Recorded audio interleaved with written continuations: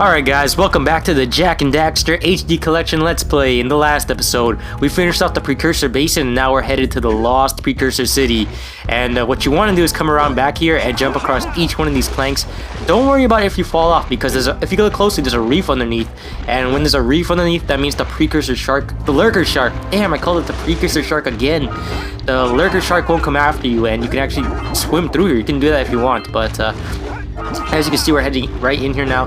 What you want to do is go in there and jump on the switch. And I gotta say this right now, guys. This is my second least favorite area in this game. The first being Spider Cave, and this is probably my second, and you're gonna see why. Now, in here, there's a bunch of obstacles, and you're gonna see right in a second, but a lot of obstacles. It's very dark, and it's really annoying with all the traps they set in here. I don't know why there are so many traps. I don't know what this has to do with the storyline, but it's just another piece of gameplay diversity instead of like Uncharted 1 where there's all jungle. Right now, you can see everything like from an underwater point of view, because this game has a lot of different scenes and stuff, but there's a lot of traps, a lot of obstacles, and that's why I hate it so much. And we see this I'm gonna fail right here. Let's see if I can jump over this. See, oh crap, I died already. Did I go Super Saiyan right before I died?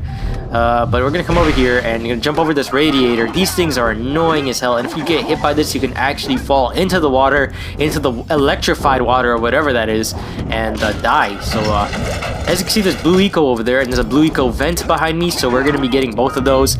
And what you want to do is try to get every type of precursor orb in here, because by cleaning each room out, that just gives you like a better view of the area and knowing where you want to go and where you haven't gone.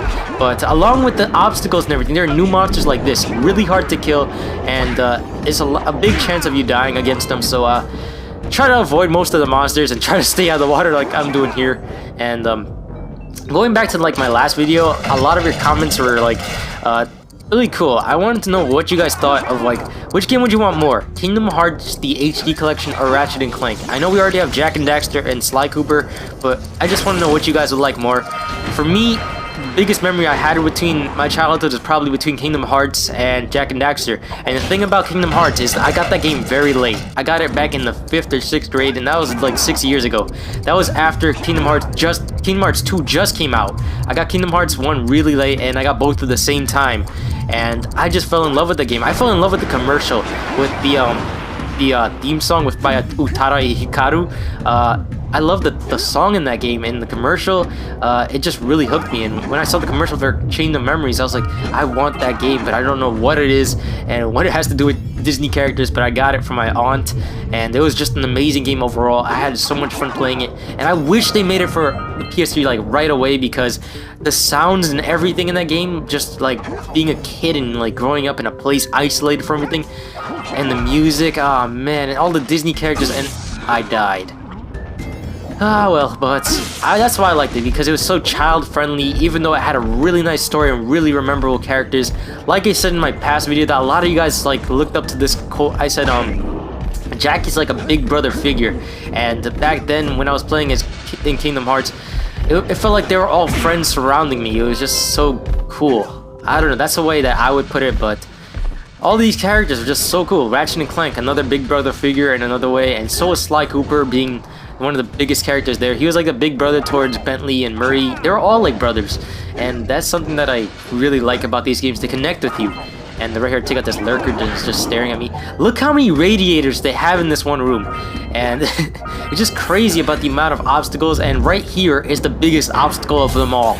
Now, there are a lot of precursor orbs and a lot of traps in here, so be careful. And you see the switches over there?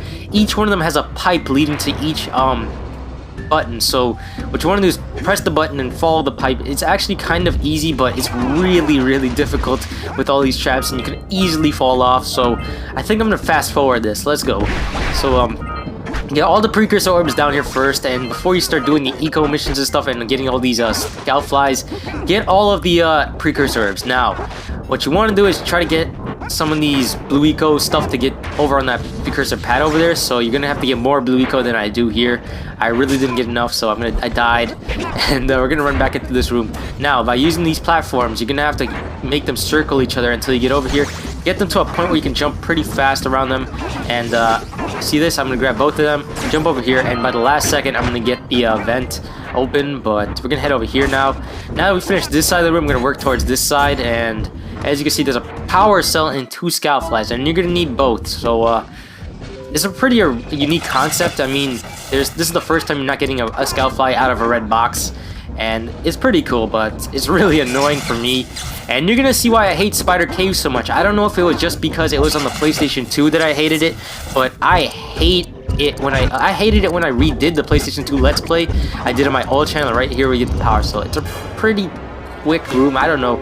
I fast forwarded pretty fast because it took like 5 to 10 minutes for me, but I did a Let's Play of this back on my old channel on the PS2 version, and man, oh man, if you guys look at the difference between my commentary, my quality, and everything in that game, you're gonna see what it really takes to like grow your channel. And right here, I like this room for some reason. Whenever there's dark eco, it makes everything look so much more badass. But you're gonna see another moment in this area where it's pretty much surrounded by dark eco, and you're gonna like it too. That's actually one of my more favorite parts of this area. But we're gonna get this. And when I first played this game, I actually didn't know about half of these areas. I skipped through a lot of these places, and as you can see over there is another type of monster. It's like a ballerina, and what you're going to want to do to kill them is jump and press the square button over their heads to smash them. It's really, really hard for me. I don't know why it is, but this room kind of diverges the path. So you got 2 ways to go. You can either go left or right and collect these orbs.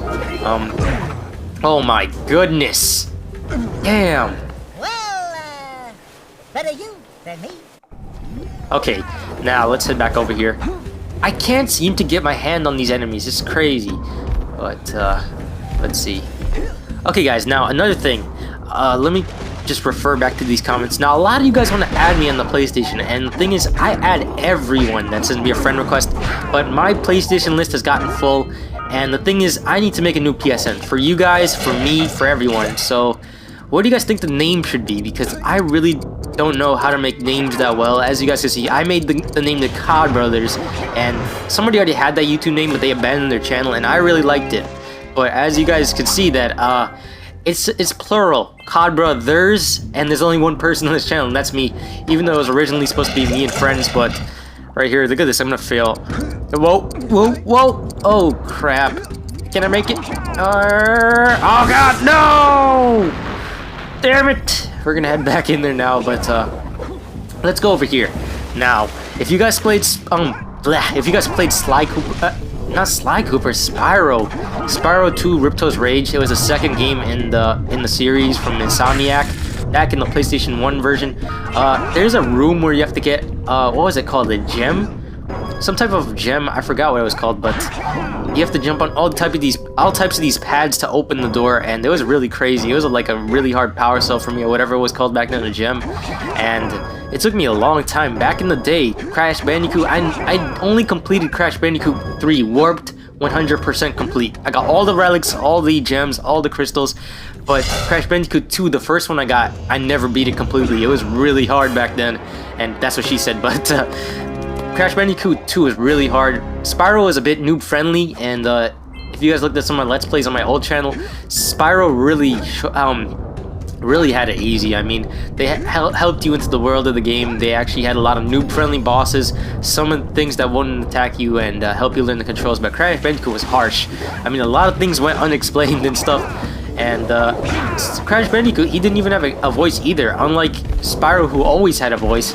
That was something with Naughty Dog. I don't know if it was after Morgan died, their mascot, if that's what caused them to get a voice in their characters, but right here, it's a bit of a slide, so you only get one chance around to get these things, so the only way to get back down this ramp without having to go around the entire place is to kill yourself if you miss one. Jump into one of these dark eco boxes or something, and this one starts off pretty fast, but weaken yourself or whatever, so you die in one hit. But right here we get a room where it's like a checkpoint for us, so if you ever want to get out of here or just get the hell out of here really quick right now and come back down here later, you can do that. So just power up each one of these orbs with this blue eco and it'll help you out. But I really want to get Kingdom Hearts so much right now. After reading your comments, I feel like just going on the PlayStation 2 and playing it, but my PlayStation 2 is like wrecked. I mean, this thing has gone through almost 10 years of just pure torture. Back then when I used to rage, I used to smash my controller against the floor. I'm telling you this right now. And a lot of these controllers, I used to wrap them up the wrong way. Wow, that's what she said too. I used to roll the controllers in a messed up way, and it messed up the wires a lot, and it would cut them together too. And that means a lot of these controllers couldn't be used. And look at this, we get a power cell on top of this thing. You're gonna make sure you want to get this, and this is a really nice view of the ocean right here, but I used to mess up the wires a lot, guys, and I went through tons of controllers. I bought a multi-tap to play 4 players back in the day for Ratchet & Clank Up Your Arsenal with my brothers, and you can only imagine how much money I spend on controllers. But same thing for the Wii. I bought a lot of controllers for the Wii, and half of them don't even work now. But you want to come up here, and don't worry about the lurker shark. It won't come and get you unless you stray away from this area. But right here, we complete Rock Village's Precursor orders. Oh my goodness! How do I fail? This episode is so much fail. Okay, get the power cell, and back there you can see a lurker balloon back there, and we took care of that back in the Green Sages village. And if you guys can remember, in Misty Island, you guys would notice that they said that how in the start of the game they said they were going to attack the village. So this is what a village looked like after it's attacked. The lurkers pretty much attacked it and took over, and you're gonna see what they were planning to do all along later on. But we saved our village just in time, and it continued on into Jak 2. And I just love the story of Jak 2 so much because it flowed everything together. And I didn't think that they actually originally intended to make a Jak 2. It's just that everything just came together so well. I don't know who the writer was, but they were clearly an amazing writer. The one that they have for Uncharted, after Uncharted 1 really messed up because Uncharted 2, the ending was just so casual. It was just so lame. They told the story in an amazing way, starting you off in like the middle of the game. But actually, a lot of games started doing that, and a lot of movies started doing that right after. I noticed that. But the story, oh man, it was just gonna be so good if Chloe or somebody was in the betrayer or something. Besides Flynn, he was a noob. But Uncharted 3 as well. They had the story so good at the start, and I guess they messed up the ending because it felt so patched up for me. Right here, another trail where you want to die if you miss one, but it felt like a last-minute patch to me. It was like if they wanted to continue the Uncharted series just in case they wanted to make more money. And look at that, I missed one, so I'm gonna kill myself. Yeah, damn it. But I feel like it was patched together. The ending for Uncharted 3 was whack. Uncharted 1's ending perfect. Uncharted 2's ending amazing, even though it was still kind of cliche. But that was just me. Uncharted 1 had an amazing story with an unidentified enemy coming out of nowhere and all that stuff. But here we go, guys. Now at the end of this room, oh god damn it. Okay, now at the end of this room, like I said, there was gonna be a room with dark. You go jump on this pad, and here we go, guys. A really amazing chase right here. I like this part of the area, but here we go. Okay, now the pad is gonna fly downwards, and bam, a little trap we got going on here. I don't know why they rigged this power cell to do this, but they have a lot of dark eco. And in Jak 2, you're gonna notice that there's a real big shortage on eco, and that's kind of weird. It shows you how long in the future it's been, and what happened to this eco, nobody knows, but it's really cool. Now, something I don't understand is that where did the blue and red and yellow sage come from? I'm going to be discussing this more in the Jak 2 Let's Play, but I wonder where they came from and why the sages all have that connection. If they're like friends at all, or brothers, or cousins, or what it is. But you want to run up these pads, and the camera really doesn't show you how much further you have to run. You have to just keep running and jumping like this on these super pads. I love those pads. It makes me feel so epic, but right here we got another enemy, and Naughty Dog really knew how to make this gameplay like really good. And look how many precursor orbs we have. Now you can go out and buy the Oracle's power cells right after this, but we're not gonna do that right now. We're gonna wait a little bit, and we're gonna head up here. Now there we go, the Lost Precursor City, 200 out of 200, and we're gonna do a super jump. There we go, guys. Now I don't think there's any more precursor orbs, of course. Now we just go all, but there we go, another power cell. Now, that should be everything in this area. I believe we can head out now and get out of here as fast as possible. I think we should do that. Let's see, which way we have to go. Oh yeah, this is the way to the pod. So head to the pod and head outside. I think we're complete. Yep, we're complete. But, let's get outside now. There we go. Okay, now. Whoa, oh my goodness, it's the lurker shark! Ah! I think we're gonna end things off after getting this last scout fly. Yep, it's the last one besides the Oracle. But, oh my goodness, that lurker shark. I can't ever get used to that. But I think we're gonna end things off here, guys. So next time on the Jak and Daxter HD Collection Let's Play, we're gonna head into Boggy Swamp. But I'll see you guys then. Peace.